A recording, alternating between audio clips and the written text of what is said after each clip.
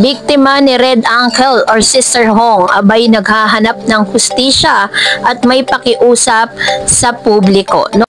But before that, if you haven't subscribed yet to my YouTube channel, please don't forget to like, share, and subscribe at i-hit mo na rin ang notification bell for more showbiz updates. Bago tayo of course magpatuloy sa ating updates for today's video, marami pong salamat sa inyong palagiang panonood at pagsubaybay. Let's watch the video.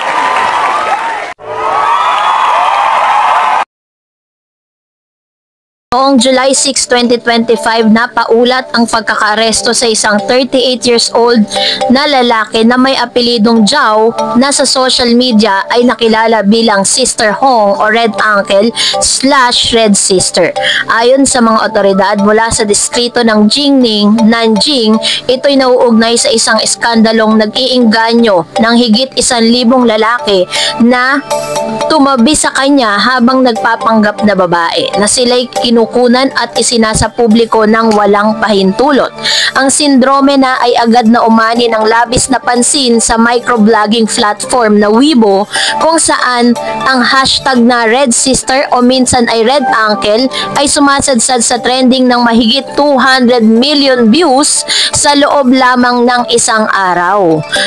So, sino nga ba si Sister Hong? Tunay na pangalan niya si Mr. Zhao, 38 years old, hindi 60 gaya ng unang kumalat sa social media. Pagpapanggap bilang babae, gumagamit ng mabigat na makeup wigs, puting pamumuti sa balat at mahabang damit para magmukhang babae. May voice altering tricks upang mas lalong malihis ang lohika. Meron din siyang tinatawag na modus operandi kung saan nag-aalok siya ng libre o tipid na, alam niyo na yon, inihiling kaugnay na magdala ng maliliit na regalo, peanut oil, prutas, gatas o maliliit na appliances. Ito'y paraan ng kanyang negosyo dahil nagre-record siya ng mga tercer actual na binenta ang mga ito sa online platform na may bayad na membership sa grupong yon na humigit kumulang 150 yuan or $21 sa bawat miyembro. Naunang sinasabing higit sa 1,600 at 1,671 lalaki ang kasama sa escapade. Pahayag ng pulisya, pinabulaanan di umano ang eksaktong bilang, inamin lamang na maraming biktima ngunit hindi tiyak kung ilan. Ayon pa sa ibang ulat, inakusahan si Zhao na posibleng hindi nagbigay ng proteksyon na nagpapataas ng pangamba ukol sa sakit na nakakahawa. So, dahil dito ay meron po siyang mga legal na dapat isaalang-alang. Una, ang kriminalidad, pagpapalaganap ng mga hindi kagandahan or mga malalaswang material. Ipinagbabawal ang pagre-record ng eksena ng ganitong klase ng hindi katanggap-tanggap sa lipunan, ang pagkakalat nito sa publiko sa ilalim ng Chinese criminal law na maaaring makulong hanggang 2 taon. Paglabag sa privacy rights at mga karapatan ng portrait, ang pag-record at pagkalat ng imahe ng walang pahintulot ay illegal. Ang pagpapalaganap ng kulang na kaalaman sa STD, kung alam ni Zhao na meron po siyang ganitong sakit siya at hindi sinabi sa mga biktima, maaaring itong ituring na endangering public safety na may parusang 3 hanggang 10 taon o mas malubha pa kung makamkam ng malalang sakit. Ayon po sa ulat ay umamin itong si Sister Ho o Red Uncle na siya po ay meron carrier po siya ng nasabing sakit, kaya naman according po dun sa health organization po ng China, sila po ay tumutulong or nagbo-volunteer sila para po sa gamutan ng mga biktima nito. So dahil dito may mga reaksyon din po ang publiko at komunidad patungkol sa bagay nito. Maraming netizen ang nagulat kung paano naengganyo ng maskuladong itsura ni Zhao habang nagpapanggap na babae. Naganap ang cheating list phenomenon, pagkilala sa mga miyembro mula sa headshot, pagkuwento ng mga kabiyak at kasintahan tungkol sa kanilang mga partner na naihuhulog sa iskandalong ito. May tensyon dahil sa tumitinding pangamba sa pagkakaroon nga ng sakit ng mga ganitong klase ng malalaswang gawain, lalo na sa mga asawang hindi nag-iimbestiga.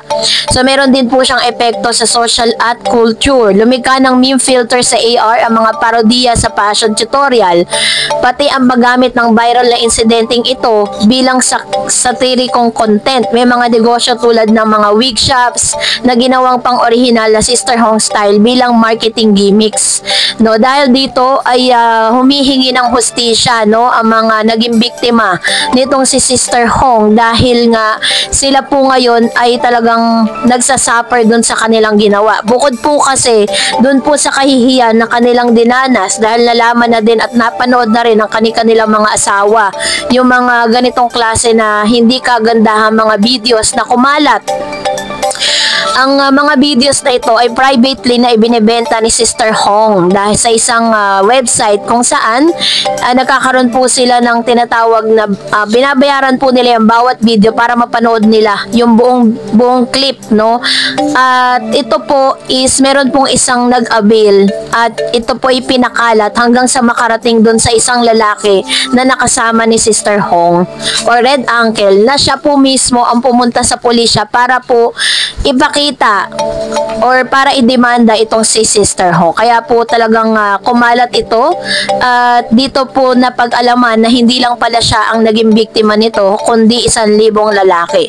Ang insidenteng Red Uncle Sister Hong ay isang viral scandal na sumasalamin sa kompleksidad ng gender performance, deception, privacy violation at ang kahinaan ng modern digital era sa online morality. Itinutulak nito ang lipunan sa pagnilayan ng importansya ng consent at transparency sa mga ganitong encounter, proteksyon, karapatan ng bawat isa laban sa mga ganitong klase ng defamation at kaligtasan gaya ng privacy at portrait rights. Sa pag-usad ng investigasyon ni Mr. Zhao, makikita kung paano haharapin ang hukuman ng kasong ito, lalo na't may posibilidad na matinding parusa o pagkalat ng obscene content, paglabag sa privacy, pag-endanger ng kalusugan. Bukod rito, nakikita ang pangangailangan para sa kultura ng mas mahusay na edukasyon sa sexualidad, integridad at digital literacy. So dahil po dito is makikita natin na sobrang nakakaawa yung pamilya o yung mga private people, even yung mga professional people na naging biktima ni Red Uncle, dahil talaga namang kumalat po ang kanilang mga videos na hindi kagandahan sa social media, at ito rin po ay nagkaroon ng malaking epekto para sa kanilang mga kapartner, dahil syempre po napanood po ito ng kanilang mga asawa at nangangamba sila na baka sila rin ay meron ding sakit na. Kaya naman ang pakiusap ng maraming mga netizen at maraming mga naging biktima nito ay makuha nila ang hustisya laban kay Red Uncle or kay Mr. Zhao.